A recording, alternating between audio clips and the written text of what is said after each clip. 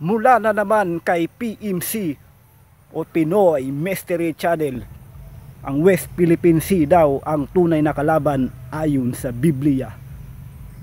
So napakagandang topic na naman to mga kapatid. So bibigyan natin ng reaction video ito. Itong video na ito ni PMC ay napaka-interesting topic. Hindi pa ko to napapanood. So bibigyan natin ng reaction video mga kapatid. So kung trip nyo ang ganitong klaseng mga video, ay mag-subscribe ka na sa channel ni PMC.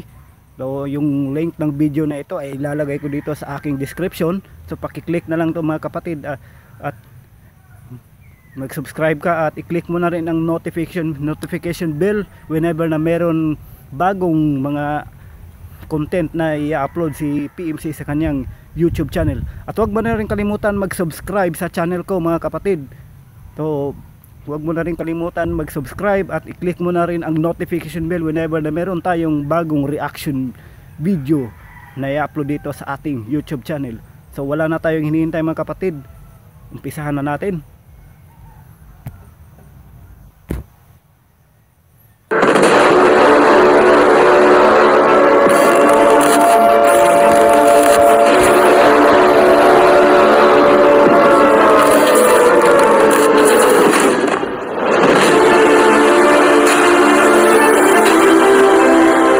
West Philippine Sea, katawang tubig na napapagitnaan ng mga bansa sa Asya, kung saan nagkakainitan ngayon ang mga makabagong superpowers. Sino sa mga ito ang tunay na kalaban? Ang komunistang bansa ng China o ang mga Amerikano, marahil ang European Union o ang United Kingdom? Siguradong hindi ka maniniwala kung sasabihin sa iyo na ang tunay na kaaway binanggit sa Biblia at sa Quran. Sa makatuwid, kahit ang mga ateista ay naniniwala na ito talaga ang tunay na kalaban. Kung nais mong lumawak pa ang iyong pag-iisip at lumalim ng lubusan ng iyong pangunawa, sama-sama nating halungkatin ang kasaysayan at hanapin ang sagot sa katanungang,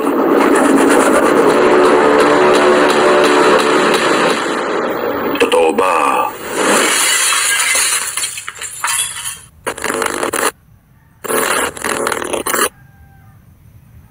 Ano ang nagaganap sa West Philippine Sea?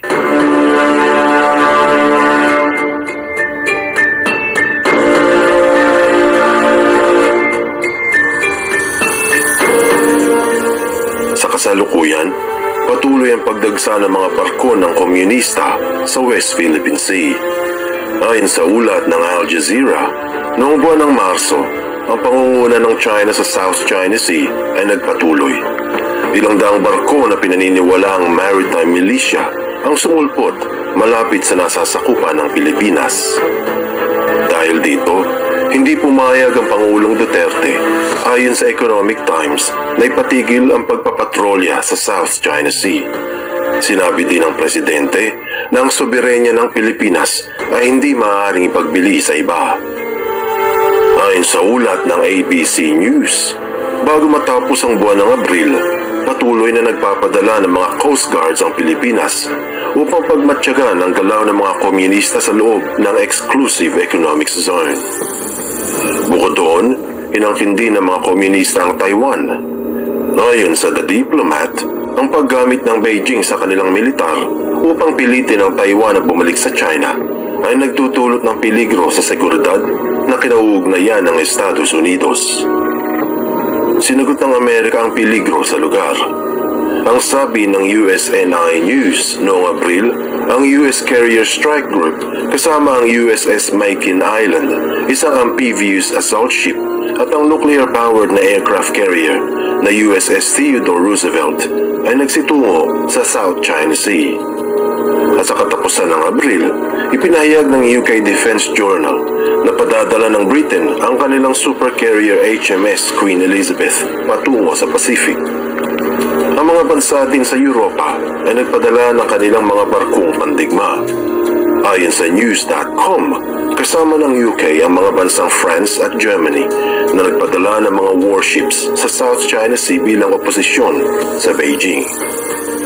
Hindi lamang ang mga taga-kanluran ang kasali, dahil ayon sa VOA News, ang Japan ay ang panibagong bansa na kumukontra sa pangangkin ng Beijing sa South China Sea. Tuloy-tuloy ang pagdagsa ng mga barkong pandigma bilang pangontra sa layunin ng mga komunista.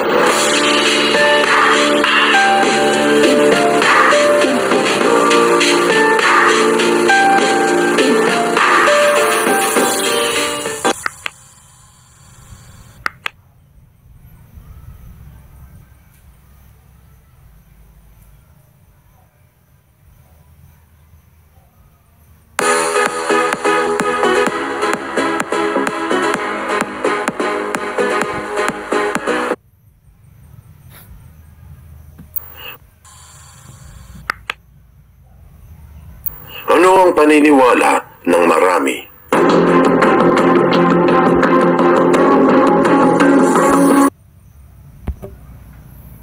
So itong mga Chinese mga kapatid, no, to mapang-angkin talaga to sila, no, at gusto nila na talaga ng ng gulo, kasi yung mga mangingisda na pumapasok doon sa sa barko na yung mga barko na pinag-anoan doon ng mga Chinese, yung barko sa China, so binubomba nila itong mga mangingisda. Kaya grabe, sobrang talaga, no, sobrang talaga itong mga insect, no, nakakainis na talaga sila. So hanggang ngayon talaga parang talaga gusto nila na talaga sila talaga yung aangkin doon sa Scarborough Shoal o West Philippine Sea, na doon na naman natin na atin naman talaga yon. Dito naman talaga yan, teritoryo ng Pilipinas yun. hindi yon sa kanila. So kaya ito na talaga yung sinasabi siguro sa Biblia na nakasulat na talaga, at propesiya na talaga ito na ang ang kalaban ng Pilipinas ay ang China. So yan, so ipagpapatuloy pa natin to para madagdagan pa ang kalaman natin. Mayroong mga nagsasabi na ang kaguluhan sa West Philippine Sea ay sinimulan ng komunistang China noong inangkin nito ang halos lahat ng nasasakupan ng WPS. Subalit ang mga panig sa komunista ay nagpapahayag na hindi China ang tunay na kalaban, dahil sa ang pwersa nito ay naroon lamang upang ipagtanggol ang mga Pilipino. Dahil kung aalalahanin, ang pagpapabagsak ng Amerika ng atom bomb sa bansang Hapon at kinasangkutan nitong mga digmaan ay pangitay ng tunay na layunin ng Estados Unidos sa Asia. Ganoon din ang hinala ng iba sa United Kingdom, dahil mula pa noong unang panahon, nanguna na ito pagdating sa kolonyalismo.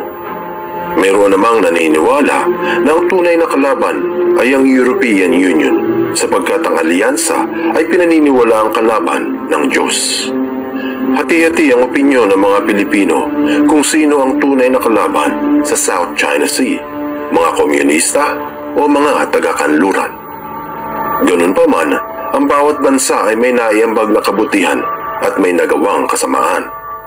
Tignan ng komunistang China, bagamat nakakainitan ito ng mga bansa, ang salitang komunismo ay mayroong kahulugang pagkakapantay-pantay ng mga mamamayan. Isang kabutihang nagtagumpay sa bansa ng maraming taon. Ganon din naman ang masasabi sa pamahalaan ng Estados Unidos. Ilang mga Asyano kasama ang napakaraming Pilipino ang pinapayagan ng pamahalaan doon na lumuwas upang maghanap buhay. Sa makatuwid, maraming mga US citizen ang mula sa Pilipinas. Bukod doon, ang paggamit ng mga Pilipino sa internet, sa YouTube, Facebook, Twitter at Google ay ilan lamang sa mga probisyong mula sa Amerika. At ang Europa naman, datapat puno ng una at pangalawang digmaang pandaigdig, ay mayroon ding kabutihang naiambag. Dito isinilang ang demokrasya, kung saan ang taong bayan ang nagdidesisyon kung sino ang mamamahala sa kanilang bansa. Ang pagboto sa mga opisyal ay isang paraang ginagamit sa bansa ng maraming taon. Kaya hindi mapagkakaila na bagamat ang bawat nasyon ay may nagawang kasamaan, mayroon din ang mga itong naiambag na kabutihan para sa sanlibutan.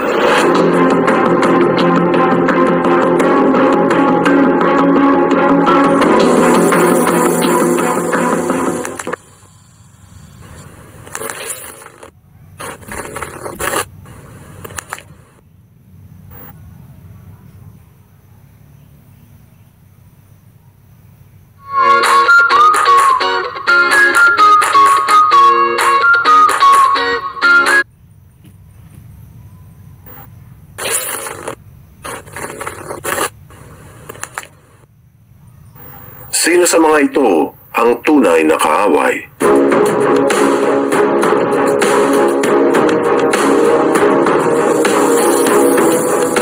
Marahil hindi ka maniniwala kung sasabihin sa iyo na binanggit sa Biblia at sa Quran ang tunay na kalaban ng sanlibutan. Kahit ang mga ateista ay naniniwala na ito ay totoo.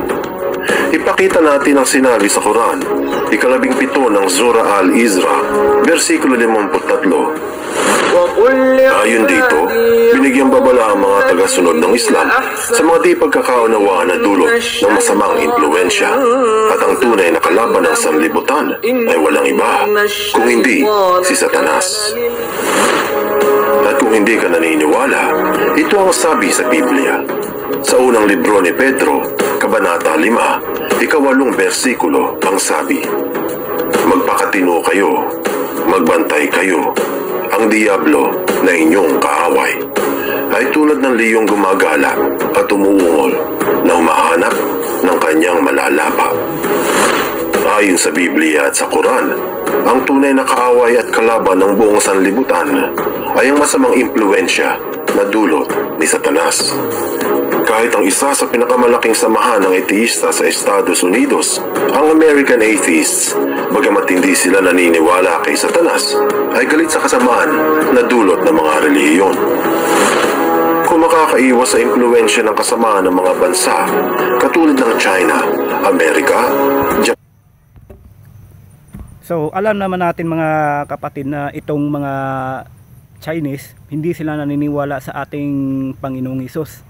Oo, tamang-tama ang sinabi ni PMC na si Satanas ang tunay na kaaway ng mga mabubuti tao.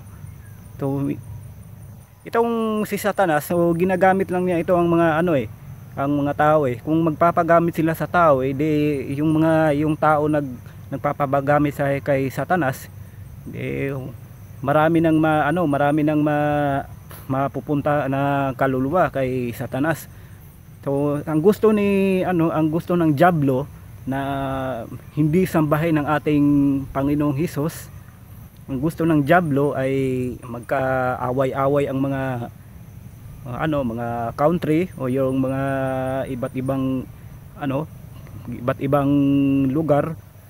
So ganyan, papasok diyan ang Diablo na awawin mo ang mga Kristiyanong yan, kaya ganyan, nakawin mo ang kanilang lugar, angkinin mo ang kanilang lugar. Kung gusto nilang anuhin mo, magsakitan kayo. Yan ang gusto ng Diablo So konfirmado na mga kapatid na itong China talaga, hindi ko naman sinabi na lahat ng Chinese ay masasama. So pero para sa akin itong idolo ko pa naman tong mga mga action star dito sa China Pero so, yung iba, yung mabubuti idolo ko, pero yung gusto nilang angkinin ito ang ating lugar ng Pilipinas. So kung hindi sila, kung ayaw nila na gusto pa nila ng gulo, kaya itong Pilipinas naghanda na talaga. So kung gusto nila ng gera, edi itong Pilipinas ay kumampi na dito sa mga sundalong Amerikano. So, hindi ang mga Chinese hindi Kristiyano, hindi ang Panginoong Hesus ang kanilang sinasamba. Tingnan mo yung mga niluluhuran ng mga Chinese, yung mga ribulto na ang sasama ng mga mukha. Diyos ba yun? Yung mga si Buddha, hindi naman Diyos si Buddha yun tao naman yun di ba? Yung gusto diyan ang gusto ng Diablo. So diyan siya pumapasok sa mga ganyan klaseng mga tao na gusto niyang talaga na wag na kukontrolin niya ang isip ng mga tao. So kung papakontrol naman sila, hindi yun ang kinatutuwaan ni Satanas, na marami siyang kukuha na mga masasamang kaluluwa.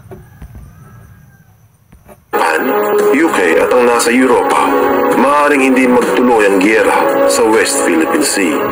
Walang mananakop at walang mga angkin kung hindi padadaig ang mga ito sa kalaban. Anong aral ang mapupulot dito? Naniniwala ka man sa Diyos o hindi, isa ka mang atheist o agnostic, ang tunay na kalaban nating lahat ay ang kasamaang dulot ni Satanas. Kaya nararapat na sama-samang talunin ito upang masagip ang mundo sa nahahantong na kapahamakan. Buksan mo ang iyong isip at hayaang lumalim pa ng lubusan ang iyong pangunawa sa mga kasaysayang kapupulutan ng maraming aral. Dahil mayroong mga naniniwala at marami rin namang naghihinala. Ikaw, narok mo kaya ang katotohanan? Ang tanong, totoo ba?